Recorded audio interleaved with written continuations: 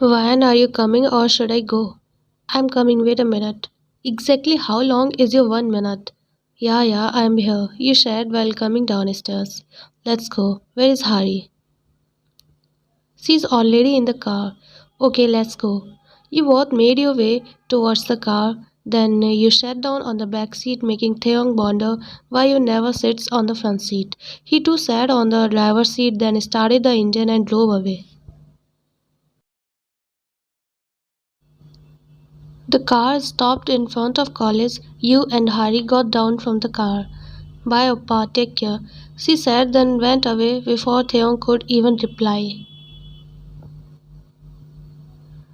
You looked at Theong, who was already looking at you. You wanted to say bye too, but you didn't felt it right, as whenever you bid bye to him, he never replied. I'll send the driver to pick you up both.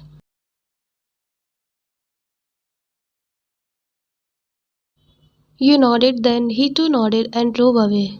You sighed with heavy heart and then went inside the college.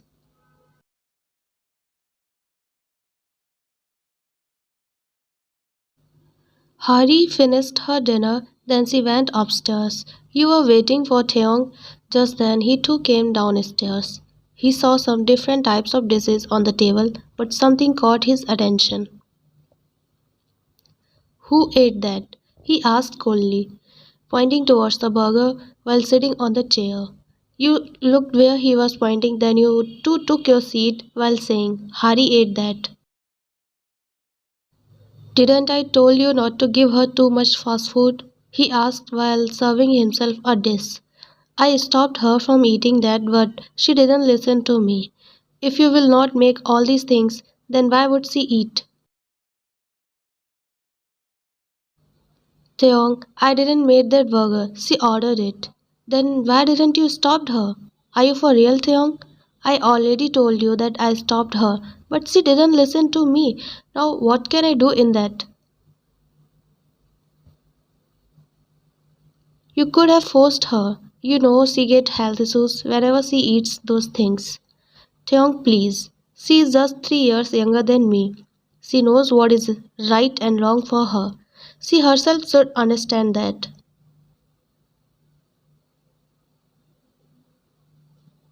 I already stopped her so many times, but she doesn't listen to me. Then how am I supposed to force her for anything?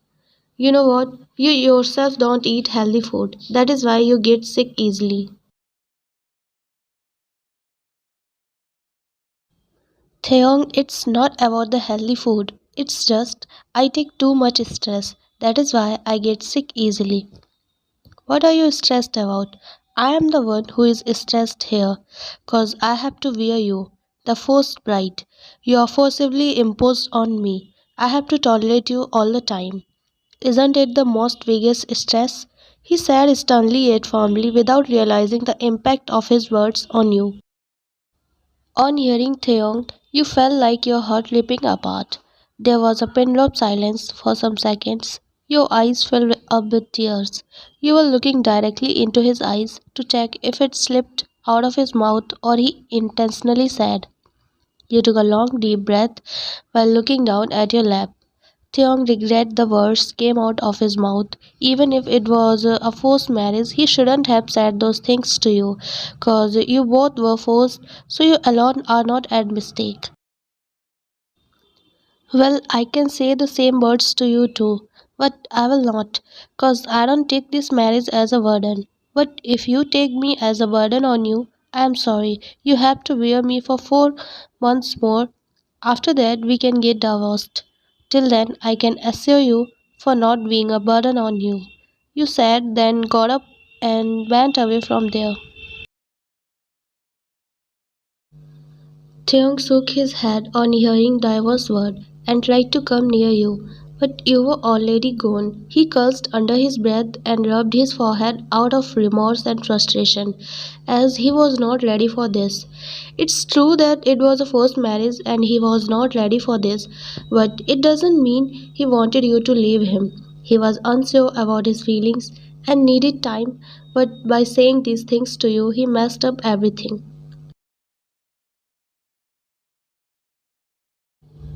Theon came downstairs while tying his watch, all ready to go to office. Hey, hurry, let's go. Where is your Seonni? He asked while looking for you. She has already left. She said she doesn't want to be a burden on someone.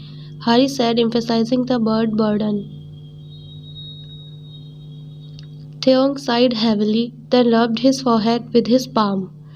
This was supposed to happen when I was being a jerk to her last night. He mumbled to himself in mind. Okay, you take your bag and let's go. Appa, you should apologize to Seonni. She was not a mistake. Still you shouted on her. Hari, how do you? I accidentally heard your conversation. Hari said while looking down. I will have a talk with Van. But you should know that she got scolded by me because of your mistake. So I better not find you having fast foods in future. He warned her in serious tone. Hari nodded obediently while looking down on the floor, then took her bag and went outside towards the car. Theon followed her.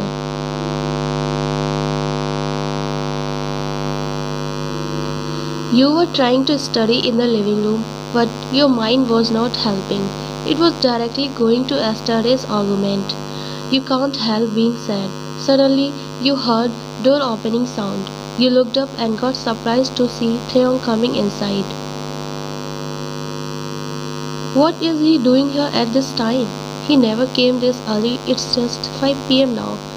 Whatever, I don't care. You mumbled to yourself in mind, then started focusing on your book. You thought that he will straightly go upstairs, but suddenly you heard footsteps coming towards you.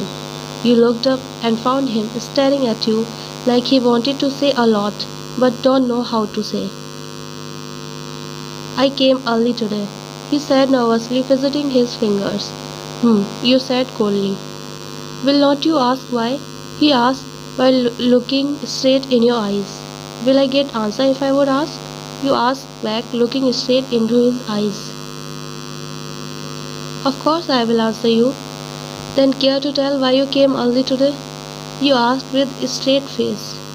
I couldn't work, he said in a soft tone. And why you couldn't work? Because you were upset with me, he replied, looking in your eyes. You scoffed sarcastically before saying, Does that even matter to you? You should be glad that I am mad at you, so you don't have to tolerate me anymore, you said sarcastically. No, Van, he said while sitting down on his knees, then putting his palm on your knee, gently caressing it. Listen to me. I don't know why did I even said that. You were never a problem to me. This forced marriage is a problem to me. And for you, of course. The way we both were forced into this marriage just because of a business purpose is a problem to me. But what can we do now, Theon? We are married now. We have to fulfill this bond of marriage, even if we don't want to. You can't just simply say that I'm stressed to you. I have some self respect, Theon, and I too can feel disrespected like others. After all, I'm also a human. Just because we both are forced to marry doesn't mean you will disrespect me. I know, Ryan, you are absolutely right, but it just slipped out of my mouth. I don't know how, and I'm regretting it so badly. Theon, nothing slips out of mouth casually. Who knows, you really thought I'm stressed to you. Ryan, I really never take you as a stress. This forced marriage is a stress to me. You clenched your fists before saying, This marriage is a stress to me too, Theon. You think I ever wanted this either? My dreams and aspirations are up in smoke now because of our families, you replied, feeling mixture of fear and anger. He looked up in your eyes deeply at your defiance, but said nothing more on this topic. You both sat in silence for a while before you decided to break down the barrier between you. Taeyong, you started in a soft tone. If we are already husband and wife, shouldn't we at least try to make this work for our families and ourselves? He looked at you with an unreadable expression before saying, "Fine, man, we can try to make this work, if that's what you'd like," he said while caressing your palm gently.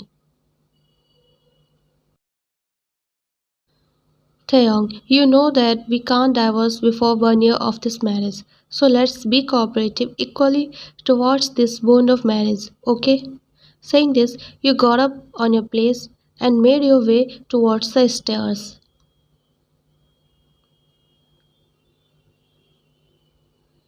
Suddenly, Theong wrapped his arms around your waist from behind. "Van, I don't want to hear divorce word from your mouth again," he warned in a rough and serious voice, while tracing butterfly kisses on your neck, making you gulp, heat rose in your cheeks. At one moment you are all cold and arrogant to me, and at other one you are all romantic and dominating to me. Is that how you are gonna make this marriage work? You asked, and you felt your lashes feeling heavier with the closeness. Okay, man, I'm sorry for now and for earlier too. I didn't mean what I said yesterday. I don't know why I said that. I promise I won't say stupid things like that again. I'm really sorry, Van. Please just forgive me. I shouldn't have disrespected you. And please, don't bring divorce thing again. Turk, just leave me. I don't want to talk about that now. You replied, getting back in your senses. Van, please, just tell me what should I do to make you forgive me. Just learn to respect me, Theong, and don't be always cold and arrogant with me. If I ever started behaving in the same way with you, you will realize how much it hurts to get treated like that. You said, then freed yourself from his grip and went upstairs. I do respect you, Van, but sometimes things slips out from our mouth which we don't want to say at all to our loved ones. I believe that everyone must have faced this kind of situation once in their life, he mumbled to himself while looking at your disappearing figure. Theong woke up early, got dressed, and went downstairs. There, he found you all ready for college and having your breakfast silently. He went and took seat near you. "Good morning, man," he said while removing a piece of food from the corner of your lips with his thumb. Your breath hissed for a moment. You stopped chewing when you found him putting that piece of food in his mouth. "Good morning," you stammered, struggling to find the words. The food is tasty," he said while chewing the food, completely trying to ignore what he did just now.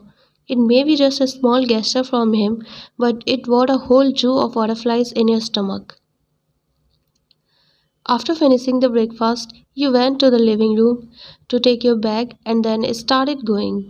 Theung noticed you going outside the house. He quickly approached you and pulled you closer to him by your vest. "Where are you going, Van?" he asked, looking straight in your eyes. Your heartbeat stopped with a sudden closeness. Your cheeks flushed. "I'm going to college," you said nervously. "You are going with me. I will drop you. Didn't we decide to give chance to this marriage? So now let me take care of you from now onwards," he said in a serious tone, while tugging the strand of your hair behind your ear. You looked in his eyes and found the sincerity and seriousness in them. The way he was admiring your eyes was making you so big. You forgot to inhale for a second. "Theong, you know I am tough," you whispered slowly. Theong nodded before saying, "I know you are." "Then you must know that I can take care of myself," you again whispered. "I know that too, Van. I know you were taking care of yourself, and you still do. You always will. I have just joined in too. Now we both will take care of each other," he whispered back against your lips. And you nodded lightly, looking down while trying to hide your blushed cheeks. Theong too nodded and moved back. Then I am going to get ready. Wait for a while. Okay, and tell Hari to get ready too. Theong nodded, then went upstairs to get ready. You sighed heavily while looking at his disappearing figure. He will be the death of me someday. You mumbled while putting your palm on your chest in order to slow down the fastened heartbeats.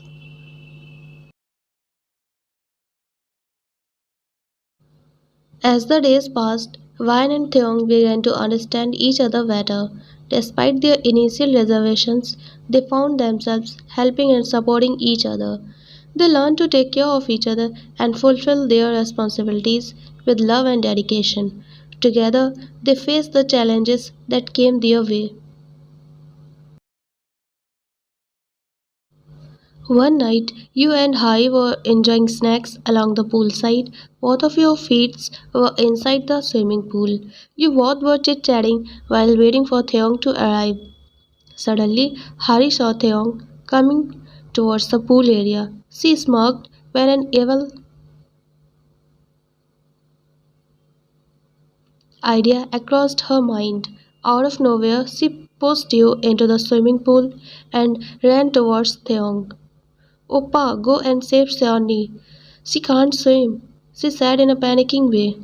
Theong's eyes widened. He noticed and found you struggling in the pool.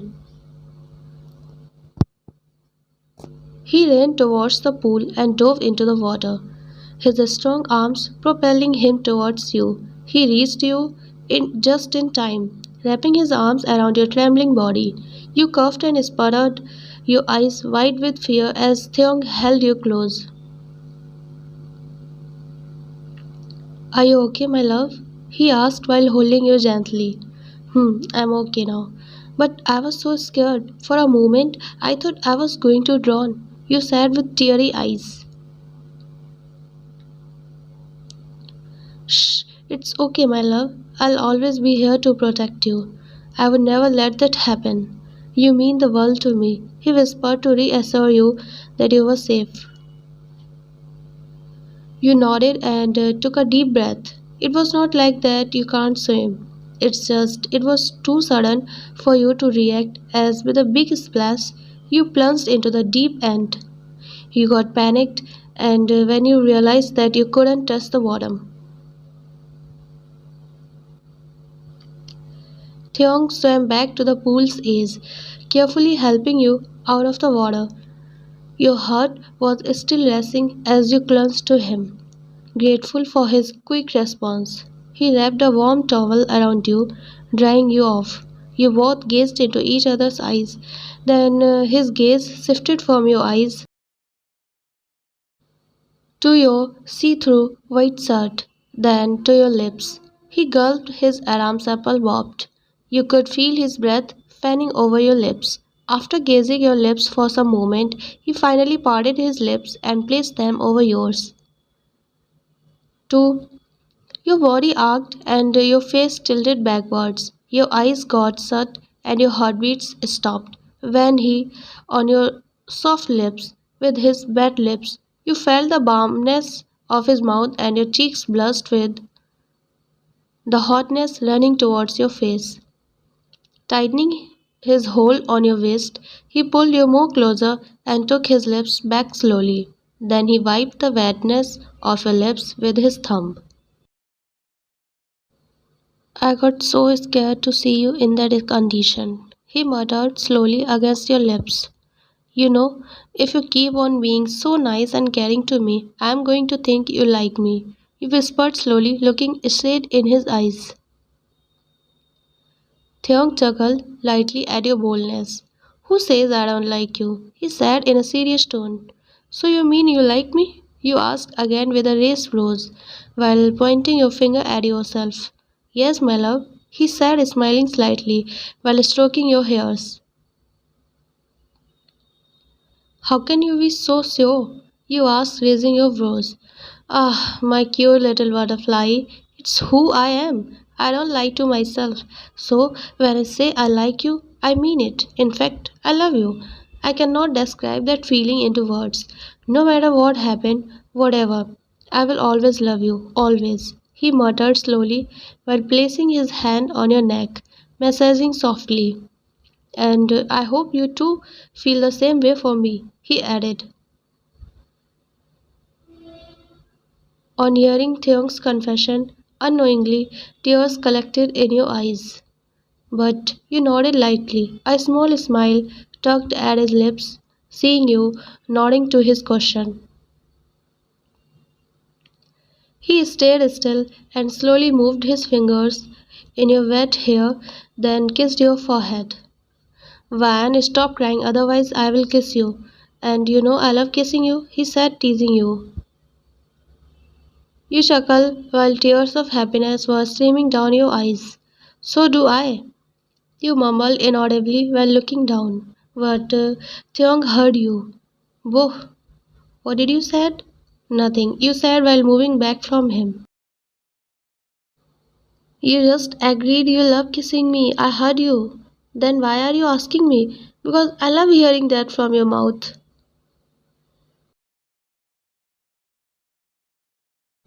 You hit his chest playfully. He held your wrist and pulled you closer to him.